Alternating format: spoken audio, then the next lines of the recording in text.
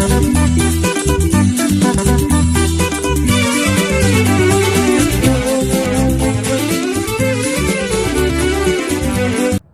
my dear students. We are consulting about stem, types of stem, modifications of the stem. There are three types of stem we have studied: aerial stem, subaerial stem, and underground stem. Aerial stem and subaerial stem we have completed. Today now we are going to see about underground stem modification. In some plants, stem also can be seen inside the soil. Such a stem is called underground stem. Underground stems are otherwise called root stocks. They function as a storage and protective organ. The underground stem can be seen in perennial plants and in some of the biennial herbs. The underground stem remains alive below the ground during unfavorable condition, but during favorable condition, the underground stem resumes the growth and produce new aerial shoot above the soil. Underground stems, even though the underground stem is seen inside the soil, that is not considered as a root. Because why? Because they contain nose, internose, they produce scale leaves, axillary buds, terminal buds, and advantageous roots from the bottom of the underground stem. That's why the underground stem is not considered as a root. The underground stem does not contain root cap and root hairs. Root only will produce root cap and root hairs. So because of this reason, the part of the stem which is inside the soil is considered as the stem, underground stem. There are several types of underground stem. Number 1, bulb. Number 2, comb. Number 3, rhizome. And number 4, tuber. First you will see bulb. Bulb is a condensed, conical or convex stem surrounded by fleshy scale leaves. Onion is the best example for bulb. There are two types of bulb. One is tunicated bulb and another one is scaly bulb.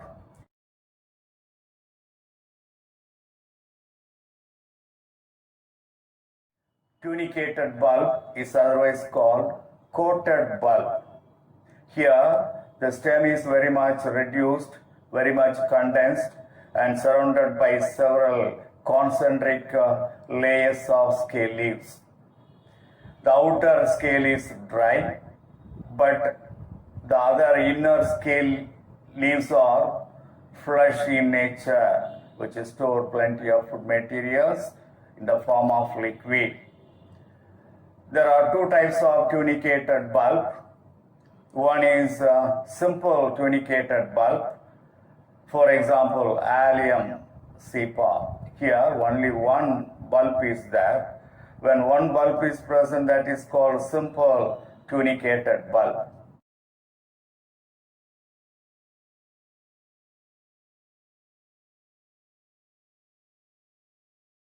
The second type is compound tunicated bulb.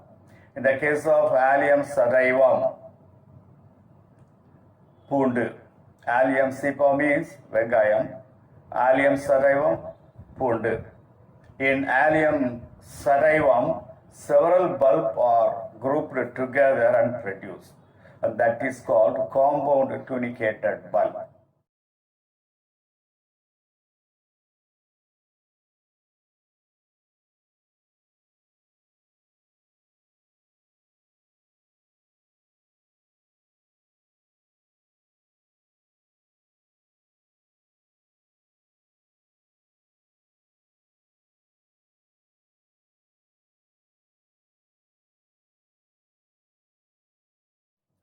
Right, we will pass on to the second type, scaly bulb. In scaly bulb, the bulb is narrow, partially overlap each other by their margin only. In the case of tulipa, the scaly bulbs can be seen.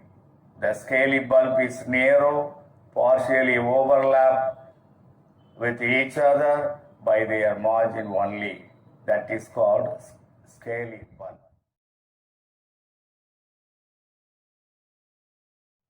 Another bulb is the pseudo bulb, that is not included either in the tunicated bulb or the scaly bulb. It is entirely different. Pseudo bulb. In the case of bulbophyllum, and also in some case of epiphytic plants, and also in some types of terrestrial symbodial orchids, the pseudo bulbs can be seen. The pseudo bulbs are short, erect, aerial, propagating stem produced by some of the epiphytic plant and some of the orchid plants. Example I told you, bulbophyllum.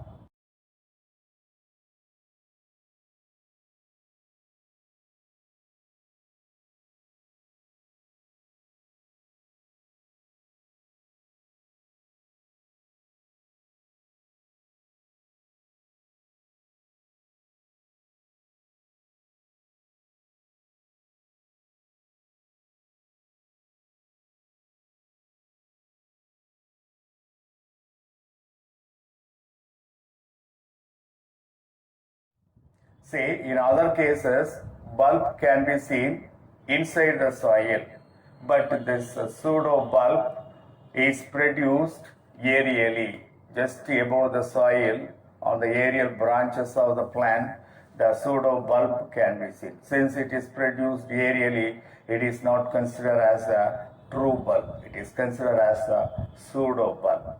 So that is the bulb. Come to the second type, comb.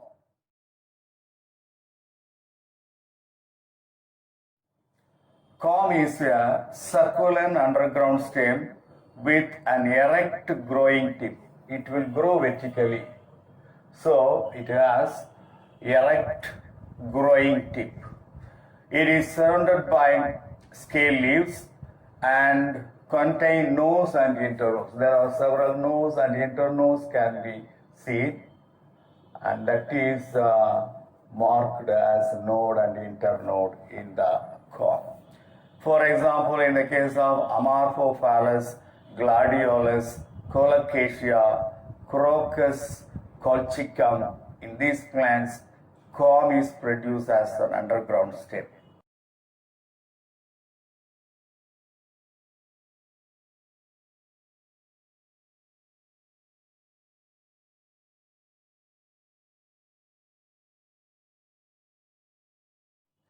Next, third one is the rhizome.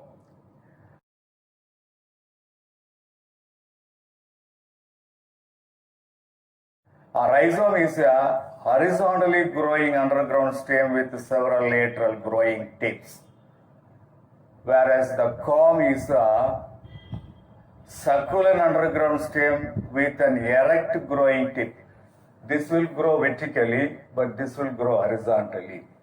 So that is the rhizome. Rhizome also contain nose, internodes, and covered by scale leaves. Say for example, Gingiber officinale, Cana, Curcuma longa, Maranta arundinacea, Nymphaceae, Nelumbo. In these plants, rhizome can be seen. Rhizome can be produced as the underground stem.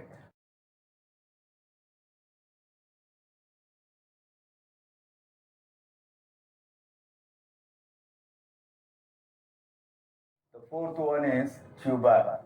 Tuber is a spherical shape or globose shaped succulent underground stem with many axillary buds surrounded by scale leaves, that is called eyes or eye of the potato. In the case of Solanum tuberosum, potato plant, and Helianthus tuberosus, tubers can be produced.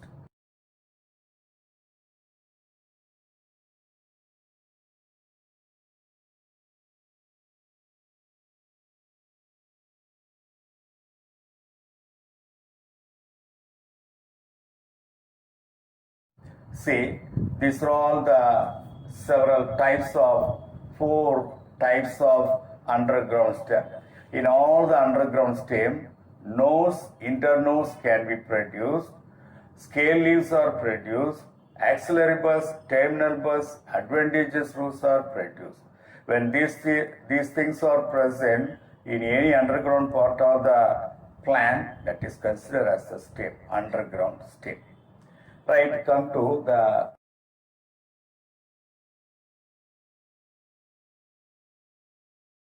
stem branching. What is branching? Stem branching.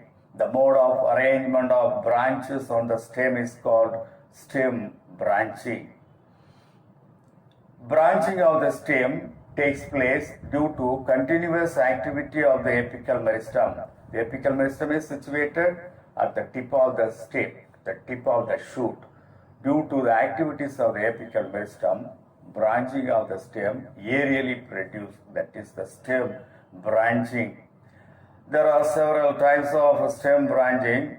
There are 2 types classified. The first type, the stem branching is classified based on the morphological structure. Based on the morphological structure, stem branching can be classified into lateral branching and dichotomous branching. Lateral branching means from the main stem, a number of lateral branches are produced, that is called lateral branching. Dichotomous branching means the stem produces 2 branches, each one divided into 2, like that. So the branches are produced 2 branches in each branch, that is dichotomous branching. The main stem divided into 2 branches, each one divides into 2 branches, each one divides into 2, that is dichotomous branching.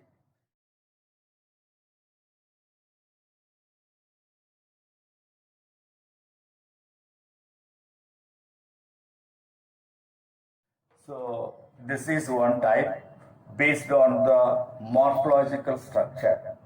The second type of classification is based on the growth pattern. There are 2 types of branching based on the growth pattern. One is indeterminate type, the second one is determinate type. In the case of indeterminate type, terminal bud grows uninterrupted.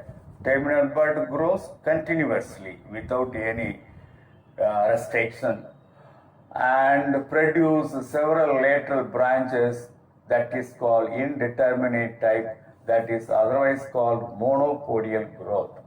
This monopodial branching or monopodial growth or indeterminate type of branching can be seen in Polyalthia, Swietenia, Antiaris. In these plants, the indeterminate type of branching takes place. Come to the determinate type of branching. Here, the terminal bud stops to grow after a period of growth. Terminal bud will grow only for a period, for a short period, then that will stop growing further. And several lateral branches continue to grow, that will take up the growth of the stem. The lateral branches will take up the growth of the stem and that form terminate type of growth. This type of growth is otherwise called symbodial branching. This is monopodial branching. This is called symbodial branching. Symbodial branching can be seen in cycas. Cycas is the example for determinate type of branching in the stem. So that's all about the today's topic. Today we have seen about underground stem in general. Then types of underground stem. There are 4 types of underground stem given. One is bulb, second one comb, third one rhizome, fourth one tuber. Then we have seen the branching, stem branching. There are 2 types of stem branching. There are 2 classifications given. In each classification, 2 types given. The first classification, lateral branching and dichotomous branching. The second type, it is indeterminate type of branching and determinate type of branching. That's all about today. That's all.